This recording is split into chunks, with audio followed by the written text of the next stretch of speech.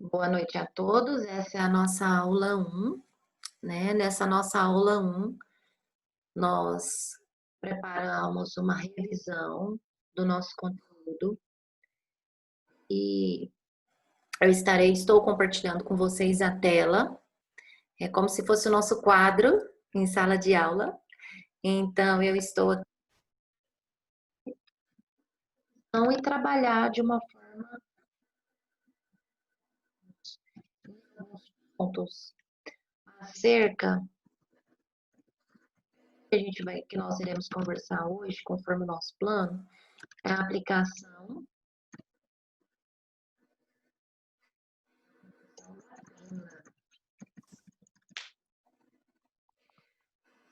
aplicação da pena.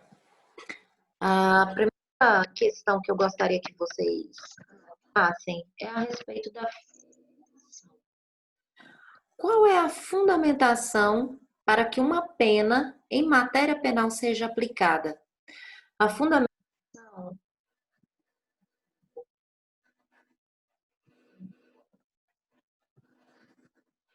inciso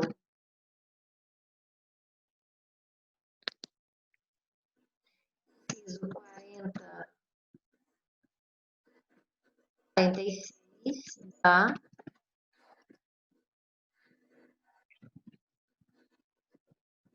Constituição Federal, da nossa CF.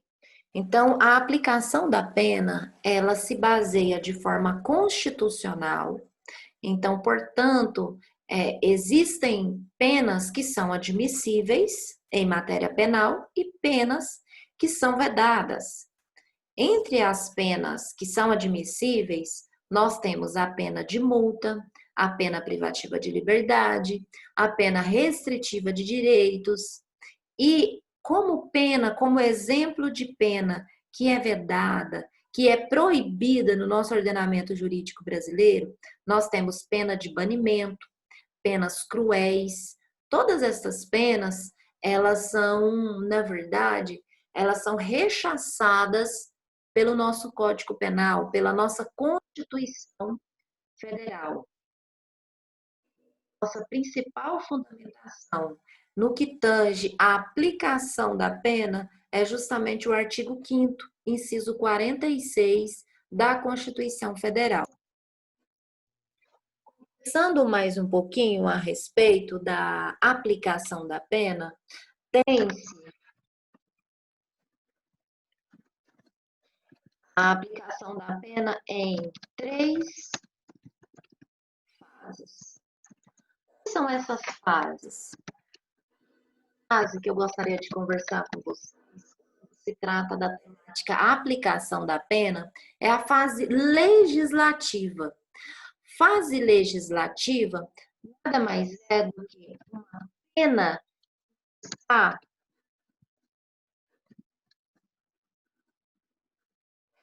combinada no nosso Código Penal. Aquela pena que está sendo, na verdade, que está combinada no nosso Código Penal, qual é o nome daquela pena? Abstrata. Se lembram? Então, essa fase legislativa é justamente a fase essa pena abstrata ela é construída, né? E nós sabemos que para todo tipo penal, que nós agora vamos inaugurar o estudo nessa parte especial, há uma pena mínima e há uma pena máxima. Então, o juiz ele deve levar em consideração a pena mínima e a pena máxima, tá? Então, essa é a nossa fase chamada pela doutrina como fase legislativa. Ainda uma fase judiciária. Nós temos a fase que é chamada fase executória. Fase executória, o próprio nome fala, é justamente o objetivo da pena, qual seja sua aplicação, sua execução. Então, a palavrinha-chave é justamente execução da pena. E aí você me pergunta, e a fase judiciária? A fase judiciária, eu deixei de forma proposital, a gente um pouquinho mais agora. Fase judiciária nada mais é do que a fase que o magistrado ele, ele escolhe a pena a ser aplicada. Só que aqui, falando de escolha da pena, há algo muito interessante e inovador, que é a famosa das margens. Você já ouviu falar a respeito da teoria das margens? E o que significa a teoria das margens aqui no tema aplicação da pena na fase judiciária? A teoria das margens nada mais é do que numa navegação, por exemplo, há margens de quê? Margens de um mar, margens de um rio. Então, as margens, elas servem para quê? Para limitar aonde essa embarcação pode ir. Sim ou não? Claro que sim. Então, essas são as margens. E traduzindo aqui para nós, a doutrina chama de teoria das margens, justamente o fato em que o juiz ele tem que se limitar no sentido de margem entre o máximo. Então, digamos que num crime, por exemplo, de homicídio, a aplicação da pena nesse sentido, nós sabemos o quê? Que homicídio simples, a pena ela varia, tem um patamar mínimo e tem um patamar máximo. Então, a margem aqui para esse tipo penal, a título de exemplo, é a pena mínima combinada pelo legislador. Aonde? Na parte especial. Aonde? No artigo 121 do Código Penal. Então, lá eu vou encontrar a pena em abstrato. Lá eu vou encontrar a margem.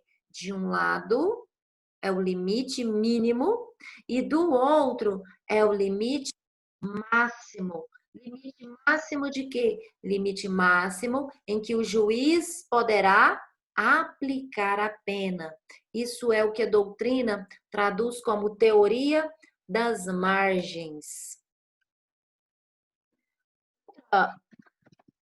Observação importante é no seguinte sentido, de que apenas essa competência de aplicação da pena, ela é do juiz. Ela não é do promotor, ela não é do delegado, de maneira alguma. Por quê? Porque assim nós temos no nosso Código Penal previsto.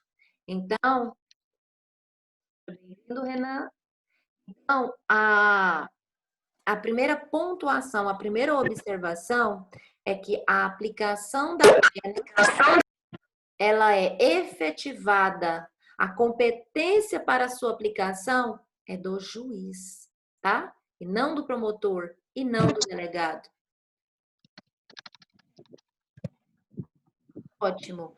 E essa competência de aplicação da pena, como um ato que o juiz tem, discricionário, mente,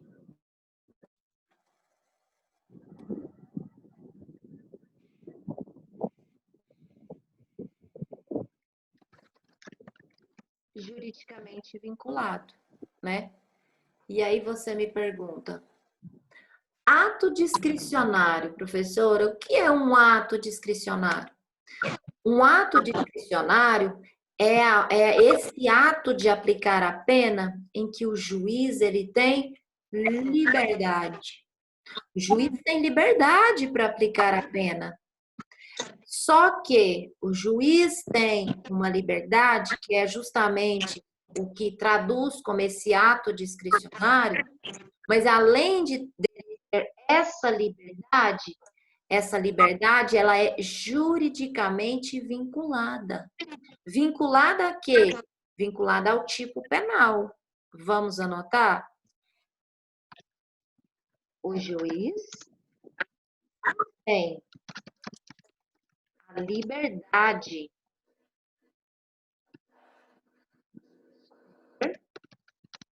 pena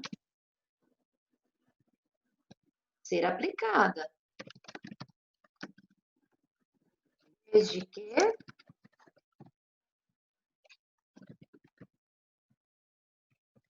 a decisão seja fundamentada. De acordo com o artigo 6 da Constituição Federal. Só que essa liberdade dele, que é justamente o significado do ato discricionário, ela é juridicamente vinculada.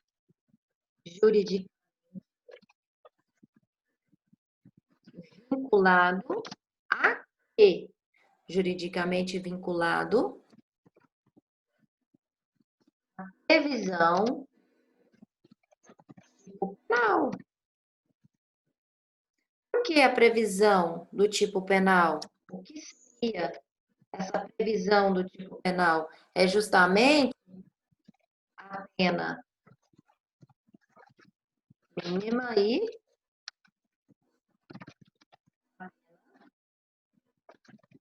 máxima. Que penas são essas? São penas combinadas pelo legislador. Então, esse ato é um ato discricionário, esse ato que o juiz tem de aplicar a pena, ele é discricionário, só que essa liberdade, ela tem uma margem. Lembra da teoria das margens que eu acabei de explicar para vocês? Então, essa margem é justamente o que se traduz por juridicamente vinculado. Vinculado a quê? A uma pena que já foi combinada pelo legislador, a uma pena prevista no Código Penal, tá? Isso é muito importante de se falar aqui. Na hora da aplicação da pena, uma segunda observação para fazer. Segunda observação é essa. Você são os critérios de aplicação da pena. Quais são os critérios? E aí, muitos de vocês podem dizer critério trifásico, professora.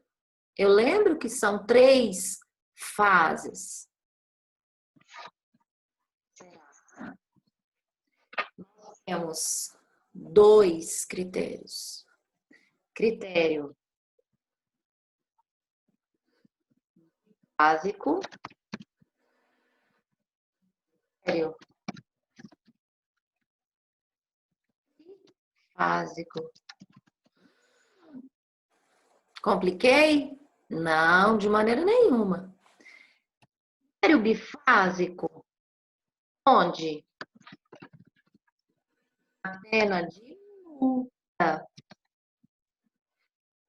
se dá a aplicação da pena aqui na pena de multa. Por que você fala em bifásico, professor? Por quê? Justamente porque no Código Penal não diz o valor específico da multa. Mas nós temos, num primeiro momento, nós temos o número de dias nós temos, primeiramente, ali o número dos dias multa. Então, essa é a primeira fase ali do critério bifásico, tá? Esse número dos dias multa, nós podemos ter um patamar e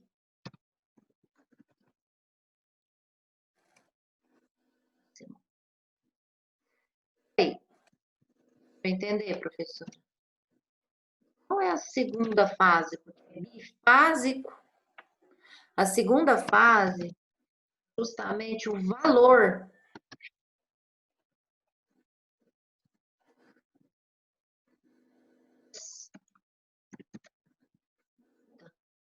então, anotem aí.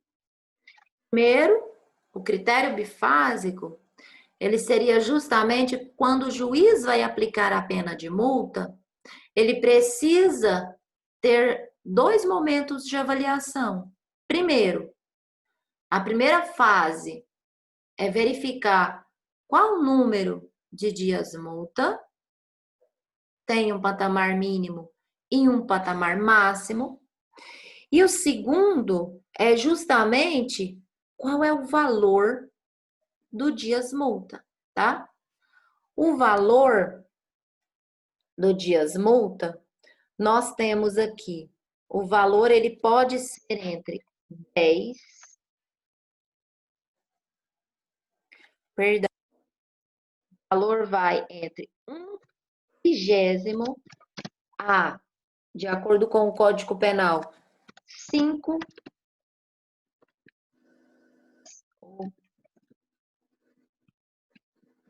salário mínimo. Então, o valor do dias multa ele pode ir de 1/30 a 5 vezes o salário mínimo. E você me pergunta, mas como que o juiz vai estipular esse valor do dias multa? Levando em consideração que a situação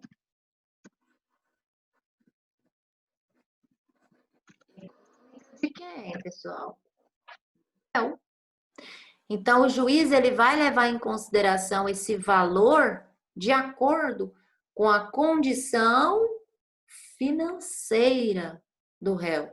Então, ele vai olhar lá no processo e vai verificar. O réu tem condições de pagar um pouco mais. Então, nada mais justo do que estipular um valor de multa mais alto, tá? E eu falei do número de dias multa. Qual é o patamar mínimo e o patamar máximo? De acordo com o nosso Código Penal, o valor mínimo é 10, o máximo 360, tá? Então, o número do dias multa vai entre 10 a 360, de acordo com o caso. O juiz vai aplicar. Como eu disse para vocês, essa função não é do promotor. Essa função não é do delegado. Essa função é de quem? Essa função é do juiz, tá? E aí, esse é o critério bifásico aplicado na pena de multa. Mas nós temos também um critério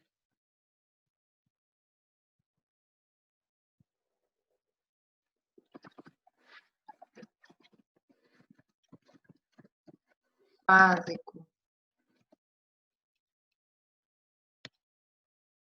O critério trifásico é o critério que todos conhecem, estabelecido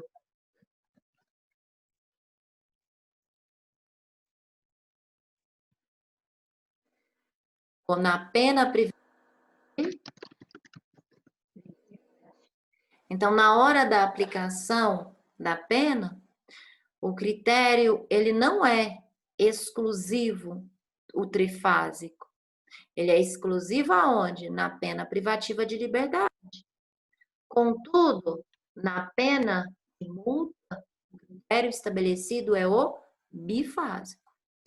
Agora vamos conversar um pouquinho a respeito desse critério trifásico com relação à aplicação da pena privativa de liberdade. Então, a pena privativa de liberdade, nós temos, como eu disse, né, trifásico.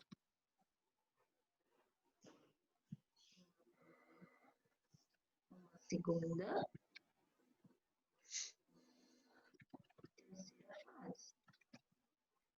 A fase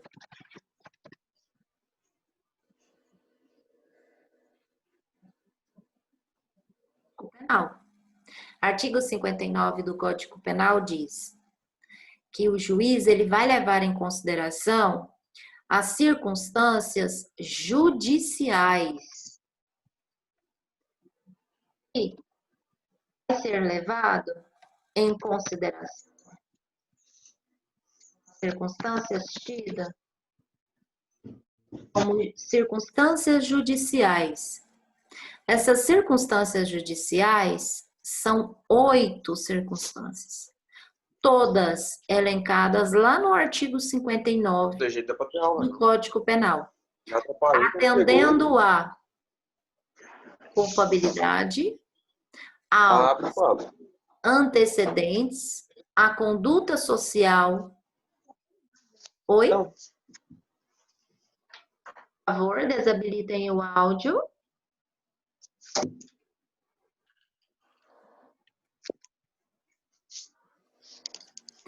Então, nós temos aqui esse sistema trifásico e a primeira fase da aplicação da pena privativa de liberdade são justamente as circunstâncias tidas como judiciais. Então, todas essas circunstâncias, elas são culpabilidade, a título de exemplo, antecedentes, conduta social, motivação do crime.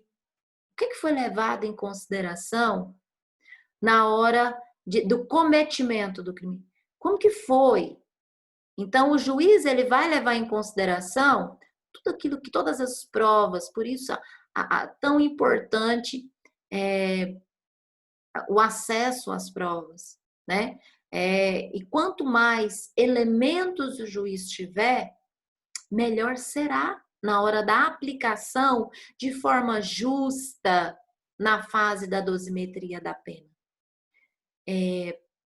A nossa horário que já foi informado, ele já está encerrando dessa reunião, e aí eu vou mandar novo link para a gente continuar, tá bom?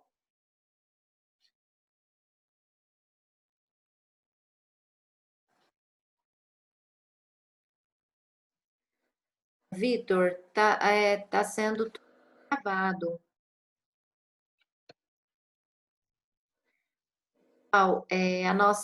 O nosso horário dessa reunião já está finalizando e eu vou mandar novo link para que a gente possa dar continuidade a essa aula, ok?